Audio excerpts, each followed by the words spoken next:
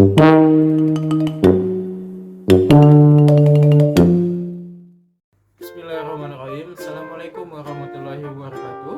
Perkenalkan, nama saya Muhaimin Balya. Saya merupakan salah satu mahasiswa dari program studi Pendidikan Agama Islam Fakultas Tarbiyah dan Ilmu Keguruan dengan NIM 2111101036. Hari ini saya akan menjelaskan mengenai apa saja sejarah dari komunikasi pendidikan, lalu bagaimana komunikasi itu dapat berubah menjadi komunikasi pendidikan. Jadi yang pertama adalah sejarah komunikasi. Komunikasi pada mulanya hanya merupakan upaya manusia sebagai cara manusia untuk menyampaikan ide, gagasan, kemauan, hasrat, ataupun lain sebagainya. Upaya tersebut dilakukan agar manusia dapat saling berhubungan antara satu sama lain dan dapat berinteraksi satu sama lain. Pada awalnya, komunikasi dianggap sebagai hal yang tidak perlu diberi perhatian, dikaji maupun distruktur. Namun, hal itu berlaku hingga pada abad ke-5 sebelum Masehi, yang mana di Yunani itu berkembang suatu ilmu pengetahuan yang mengkaji tentang proses pengantaran manusia yang diberi nama retorika, yang berarti seni berpidato dan berargumentasi, yang bersifat menggugah atau seni yang menggunakan bahasa secara lancar untuk mempengaruhi maupun mengajak orang lain. Retorika mendapat pembahasan khusus, bahkan beberapa pemikir menempatkan retorika sebagai hal yang penting di dalam masyarakat. Pada perkembangan awalnya, batasan komunikasi yang dapat diterapkan adalah percakapan atau penyampaian gagasan antara manusia secara lisan maupun bertatap muka, dan baik berupa pidato maupun berupa diskusi dengan tujuan untuk mendidik maupun meningkatkan kepercayaan sesama dan menyampaikan gagasan atau ide. Komunikasi terus berkembang dan tidak hanya sampai pada gagasan lisan. Pada zaman Kekaisaran Romawi, Julius Caesar membuat papan pengumuman yang disebut Acta Diurna. Penyampaian gagasan itu dilakukan menggunakan Acta Diurna atau papan pengumuman.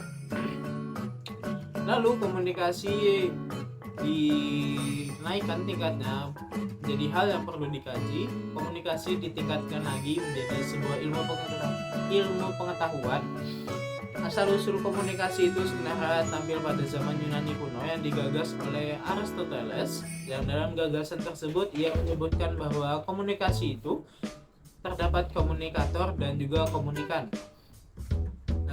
Kesimpulannya, gagasan itu adalah jika komunikator menentukan suatu pesan yang kemudian dikerahkan kepada halayak pilihannya melalui saluran maupun media yang dimiliki atau dikuasainya, maka akan keluar hasil yang diinginkan. Dalam perkembangan selanjutnya, gagasan itu terus dikembangkan, kemudian melahirkan dua bentuk komunikasi masing-masing. Pertama adalah ilmu publistik di Jerman, yang kedua adalah ilmu komunikasi massa di Amerika. Lalu, komunikasi memiliki peran penting di dalam pendidikan. Sejarah komunikasi pendidikan ini mencakup mengenai evolusi cara-cara dari komunikasi yang digunakan dalam konteks pendidikan sepanjang waktu. Yang pertama adalah era pramodern, yang mana sebelum adanya sistem pendidikan formal, komunikasi pendidikan terjadi hanya dalam skala lokal, yang kemudian berkembang menjadi era pendidikan formal awal yang terjadi pada abad 17 hingga 19. Komunikasi pendidikan pada abad ini menjadi lebih terstruktur dengan adanya kurikulum dan guru sebagai pimpinan kelas, serta sudah munculnya buku dan teks media cetak sebagai sumber informasi utama. Kemudian ada penggunaan media cetak yang terjadi pada abad 19. Penggunaan media cetak ini berkembang seperti buku, majalah maupun surat kabar. Lalu ada era radio dan televisi, yaitu perkembangan radio awal terjadi pada awal abad ke-20 yang memberikan kemungkinan untuk menyebarkan informasi pendidikan kepada audiens yang lebih luas. Lalu ada revolusi digital, perkembangan teknologi komputer dan internet ini membawakan revolusi dalam komunikasi pendidikan, seperti penggunaan multimedia, e-learning, dan platform daring seperti lebih umum. Lalu ada pendidikan jarak jauh, yang baru saja kita alami. Pendidikan jarak jauh ini berkembang terutama pada fase pandemi COVID-19, yaitu pada awal abad ke-21, yang mana penggunaan teknologi untuk menyediakan pembelajaran online dan materi pendidikan jarak jauh lebih sering digunakan, serta munculnya tantangan baru mengenai aksesibilitas, kesenjangan digital, dan kesehatan mental siswa. Seiring waktu, komunikasi pendidikan terus beradaptasi dan berkembang.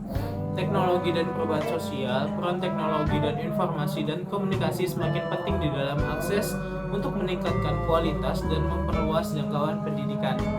Nah, setelah kita mengetahui dari apa saja sejarah komunikasi hingga menjadi ilmu komunikasi pendidikan, ada beberapa tokoh yang berpengaruh di dalamnya. Ada salah tiganya, yaitu adalah Wilbur Langstroth, yang merupakan seorang pendiri komunikasi pada masa tahun 1941. Ia mendirikan suatu workshop yang bernama EOR Writers. Wilbur Langstroth memiliki beberapa teori komunikasi. Yang pertama adalah model komunikasi Scrum yang sejatinya berakar pada model komunikasi Shannon dan Weaver. Perbedaannya adalah pada model komunikasi Shannon dan Weaver bersifat matematis dan teknologis, sedangkan model komunikasi Scrum bersifat psikologis. Lalu pada model komunikasi Scrum dijelaskan bahwa pengirim pesan mengirimkan informasi kepada penerima pesan, dan penerima pesan menafsirkan pesan yang diterima berdasarkan pengetahuan yang didapat, pengalaman, maupun umpan balik yang diberikan pada pengirim pesan. Lalu yang kedua ada Claude Shannon. Shannon sendiri lahir pada tahun 1916 dan merupakan sarjana pada ilmu pengetahuan dan matematika. Menurut Shannon, komunikasi merupakan suatu proses interaksi manusia yang saling mempengaruhi satu sama lain, sehingga maupun sengaja maupun tidak disengaja, dan tidak terbatas jumlahnya pada bentuk komunikasi verbal maupun komunikasi non-verbal. Komunikasi Claude Shannon ini memberikan dua teori, yaitu teori komunikasi informatif, yang termasuk di dalamnya adalah teori komunikasi klasik yang dicetuskan oleh Claude Shannon, yang menyebutkan bahwa komunikasi merupakan perantara antara pesan dan bagaimana perantara tersebut memanfaatkan saluran dan media yang ada. Yang kedua adalah teori matematikal komunikasi yang memandang komunikasi sebagai fenomena mekanistis, matematis, dan informatif. Lalu yang ketiga ada Harold D. Lasswell. Harold D. Lasswell sendiri adalah seorang tokoh politik di Amerika yang merupakan pencetus dari teori komunikasi. Menurut Harold, komunikasi merupakan tindakan yang dilakukan satu arah yang berguna untuk menjawab satu pertanyaan, dan kemudian dari definisi tersebut Harold membagi lima unsur dalam komunikasi, yaitu source, message, channel, receiver, dan efek. Yang pertama itu adalah source, itu adalah sumber. Yang kedua adalah message, itu adalah pesan.